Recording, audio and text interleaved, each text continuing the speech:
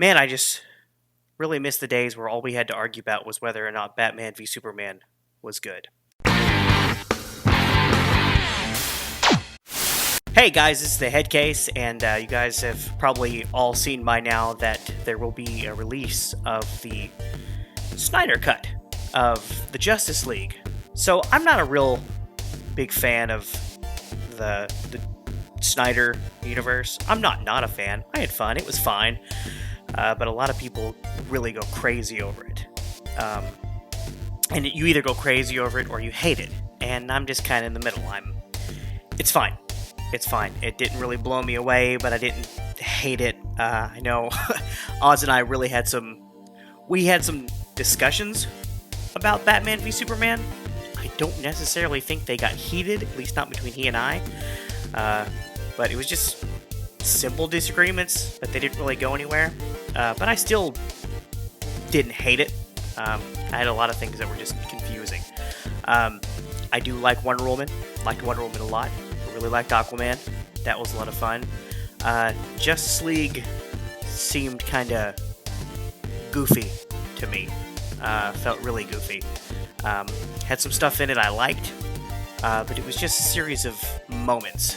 The Superman taking on the Justice League Pet Cemetery scene was really cool, but it really did feel incomplete, and it felt like the gaps that were there were kind of filled awkwardly. Me wanting a Snyder Cut, or demanding that Snyder Cut, I didn't demand it. I wasn't one of the ones who demanded it. I wasn't one of the ones who cared. Curious more than anything. I say all that to tell you this, that I think it's important.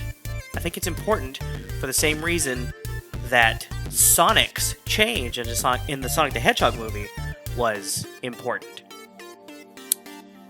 When I look at friends like Oz, who's on this channel, and Oz is just enthused about everything comic book and DC, to the point where he will defend things that to me are just ridiculous. I mean, he is just a big fan of Legends of Tomorrow and Arrow and all those things, and where I like The Flash, some of the other stuff I really didn't get into, but he loves it.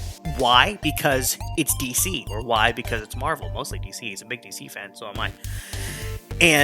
But he's just enthused and pumped about all this stuff, whether it's good or bad. And I don't get that way.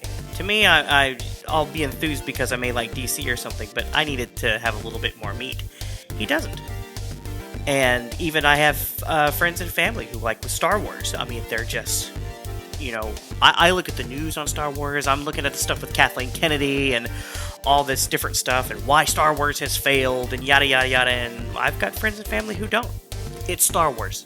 They watch it, they eat it up, they love it, and they're still buying toys. So why would I think that something like the Snyder Cut is important, even though I kind of don't really care about it? It's because of them. It's because of them, and a little bit me, but mostly them. Their enthusiasm is so high. Their love for what they like is so high. And as fans in general, our love is so high that I think we deserve to be heard. And, we've invested a lot of money into this stuff. A lot of money, a lot of time, and a lot of heart for these studios to just dismiss us. And to a certain degree, I see where they think they can get away with it because, believe it or not, even though comic book movies have become a bigger thing, and maybe not, I shouldn't say just comic book movies, comic book, geek, nerd, sci-fi has become an even bigger thing with the general audience. The big fans, hate to say it, but we really are still a smaller audience. That general audience really still outnumbers us. And what I mean by general audience is, mom, dad, who are like, oh, Star Wars, I love Star Wars. That's the one with Vader, right? They like it, they know about it, but they don't love it like us, but they still outnumber us. So studios think they can get away with it. Plus, the people on Twitter and Tumblr and all that other crap have a really loud voice these days. And so, of course, you have a lot of older people in corporate Hollywood who don't understand that just because a group is loud on Twitter doesn't mean that they're the big numbers. So a lot of stupid decisions have been made, yada yada yada. But overall, the fans who have poured their hearts and money into these kinds of things, these things wouldn't be here and exist if it wasn't for your Oz's, who just love your stuff almost no matter what. And here's the sad thing, even Oz here lately has been a little bummed out with the things that have been going on in the CW universe. He's starting to pick up on it too. So I mean, you have your guys like Oz who will, I mean, that meme, take my money from Futurama. Oh, that was him. And even he's starting to kind of back off and, look at stuff and be like, I kind of don't like what they're doing. That's sad. Okay, I'm picky. Okay, I'm kind of the hard ass of the group. And thanks to him, I'm not too much of a hard ass. But him, people like him, those other fans, come on, they don't deserve that. They don't, And so whenever the fans start to speak out and the studios start to listen, I think that's awesome. Because I think that they deserve it. I really do. Just like the Sonic fans deserve to have, a better, less scary looking Sonic. So whenever the studio took that to heart and changed it, that did it. It meant a lot. And apparently it's made some kind of an impact. Do I think that fans should have ultimate say in everything? No, not necessarily. Not in everything. But they should be heard, and they should be taken seriously.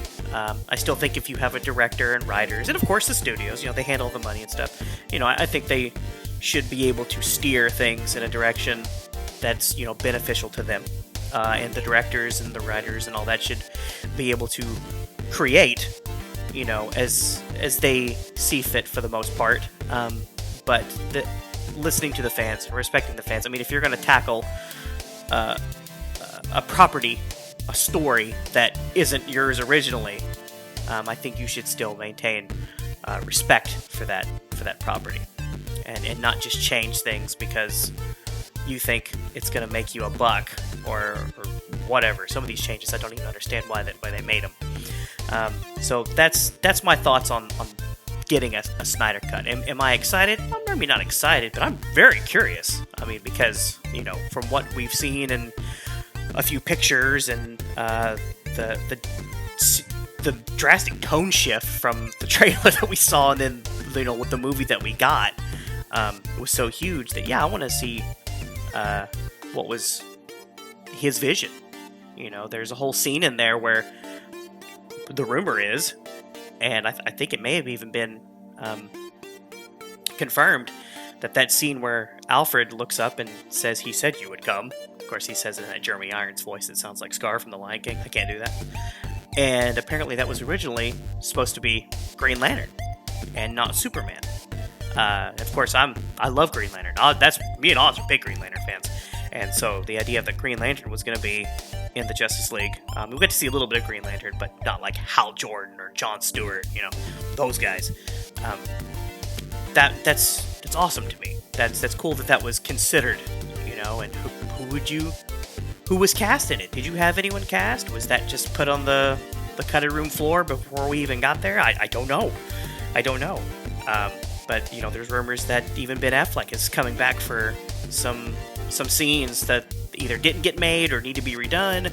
And of course, there's the Superman with the stupid lip.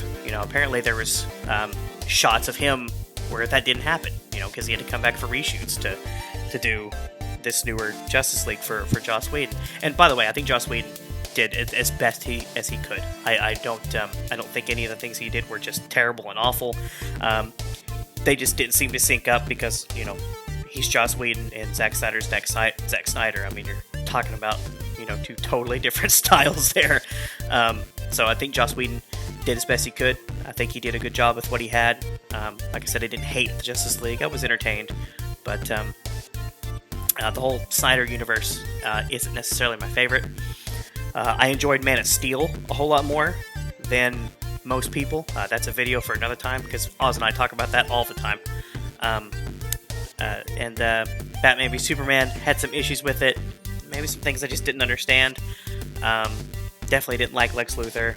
But Shazam, I loved. Aquaman, I loved. Wonder Woman, I loved. There's definitely potential there for a good universe. All these actors have done fantastic, and Gal Gadot, or Gadot, she is Wonder Woman. And I'm all on board for Jason Momoa's Aquaman. I love that. To me, that I didn't even like Aquaman until he got the part, and I saw the movie and all that. Yeah, I'm that guy. Sorry, I'm not gonna apologize for that. That's awesome. He did a great job. But yeah, I really wanted to really emphasize that I'm not a big fan, but that Oz is a big fan, just so I can get my point across how important I think something like this Snyder Cut is. So, but you guys let us know what you think in the comments. We really like to hear from y'all. Now that we've got a better place to do videos and podcasts, we're going to get the ball rolling on a lot more things. So you guys, again, leave us a comment at the bottom. And until the next video, we will see you guys later.